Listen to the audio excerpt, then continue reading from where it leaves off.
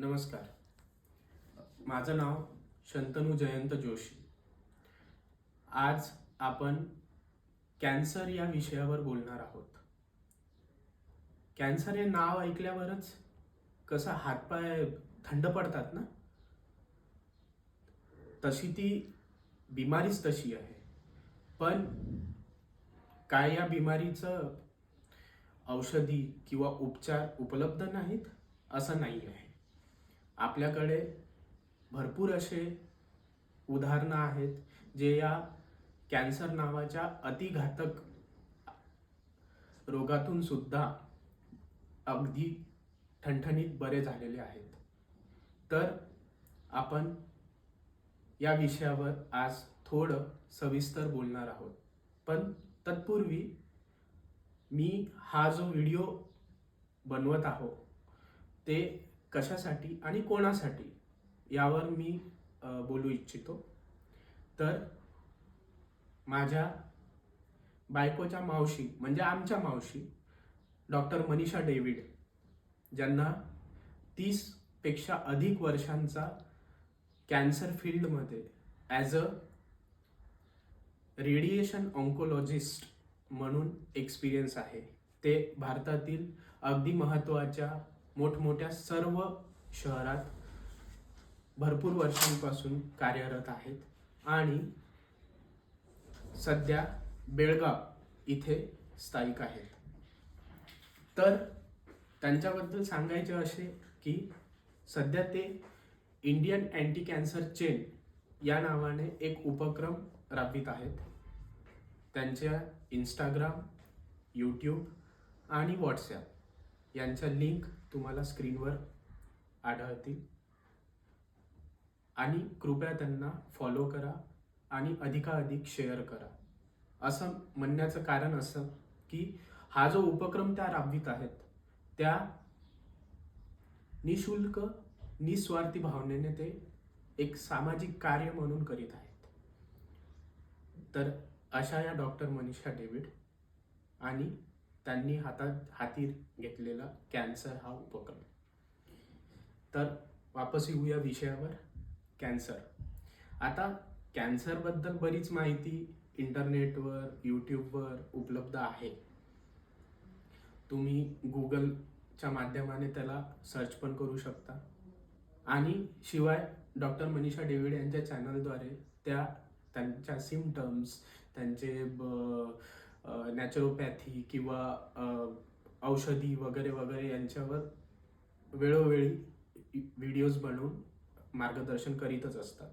पण त्यापैकी मला जे 4 महत्त्वाचे मुद्दे वाटतात ते म्हणजे symptoms, early detection, second opinion आणि आता आपला उपचार सुरू झाल्यानंतरचे जे आपण कन्सल्टिंग करतो आपल्या ट्रीटिंग डॉक्टरसोबत, तर त्यांनी दिलेले ओपी नोट्स आणि त्याबद्दल आपल्याला किती माहिती आहे किंवा आपल्याला त्यातलं किती नॉलेज आहे हे जाणून घेणं. तर सगळ्यात पहिले सिम्पटम्स याबद्दल बोलूयात की आता मी माझ्या वडिलांचंच एक्झाम्पल घेतो.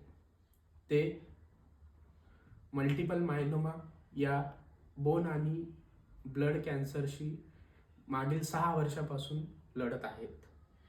तर त्यांचे सिम्पटम्स सुरुवातीला काय होते, तर त्यांना कमरेचा त्रास होता, त्यांना उजव्या पायाच्या गुडघ्याला चालताना किंवा बसताना दुखायचं, ते त्रास व्हायचा त्यांना.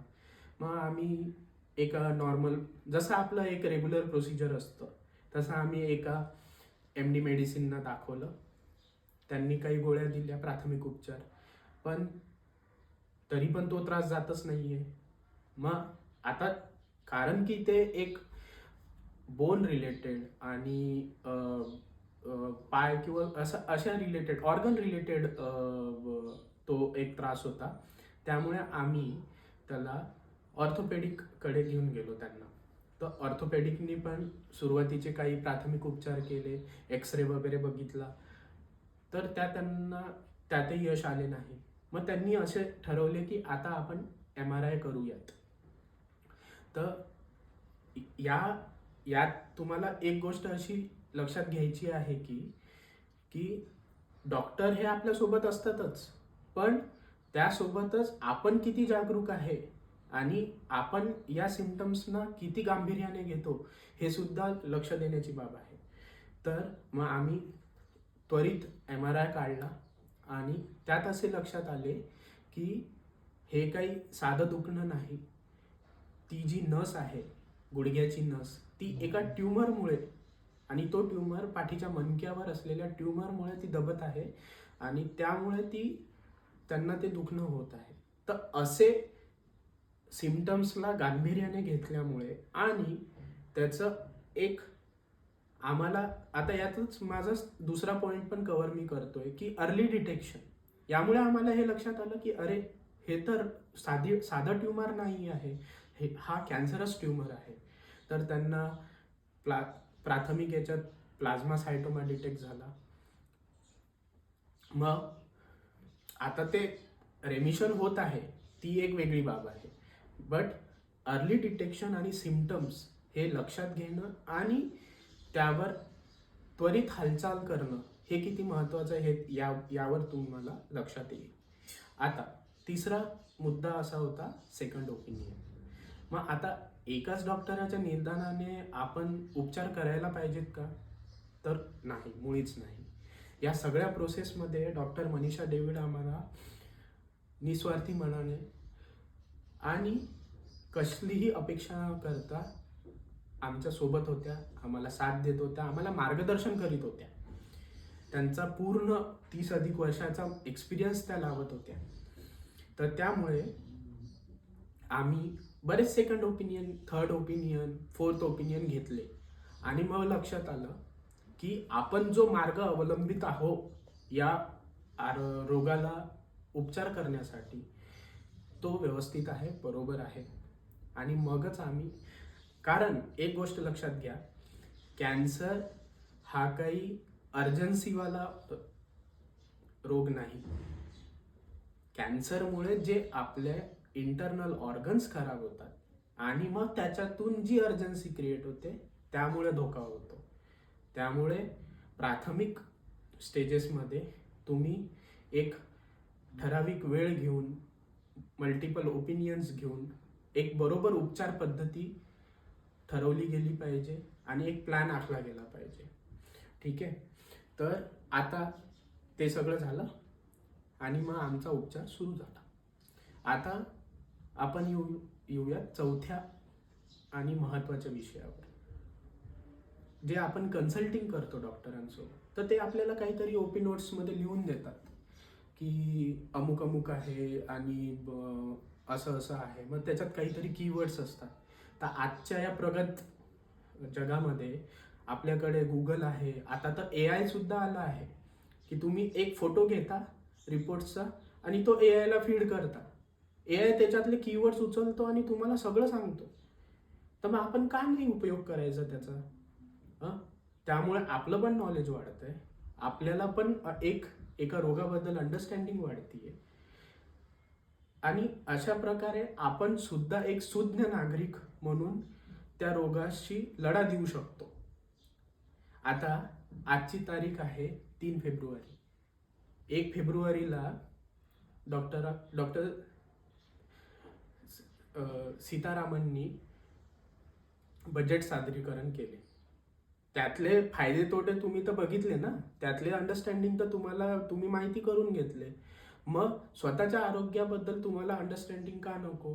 की बाबा रे, माझ्या ब्लड रिपोर्टमध्ये एखादं पॅरामीटर वर खाली होतं, याचा अर्थ काय, हे तुम्हाला का कळू नये?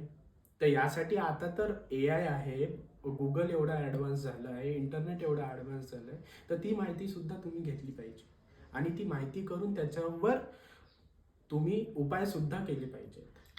सो अशा पद्धतीने या सगळ्या गोष्टींचा विचार करावा आणि तुम्ही या इंडियन अँटी कॅन्सर चेन या उपक्रमाला तुमच्या परीने, तुमच्या प्रमाणे जसे होईल तसे, कारण हा एक निस्वार्थी उपक्रम आहे, तर तुम्ही सुद्धा एका निस्वार्थी भावनेने आणि आपण पण या समाजाचे काही देणे लागतो या भावनेने याचा प्रचार करावा, प्रसार करावा, जेणेकरून जास्तीत जास्त लोकांपर्यंत हा उपक्रम पोहोचला गेला पाहिजे. या मार्गे त्यांना मार्गदर्शन झाले पाहिजे. त्यांना सुद्धा या गोष्टी लक्षात आल्या पाहिजे की एखादं सिम्पटम हे काही दुर्लक्षित करण्यासारखं नसतं. कधी कधी त्याकडे लक्ष द्यावं लागतं, कारण ते कोणत्या तरी मोठ्या आजाराचं कारण असू शकतं. आणि हे असं बोलून मी माझे 2 शब्द संपवतो. धन्यवाद. नमस्कार.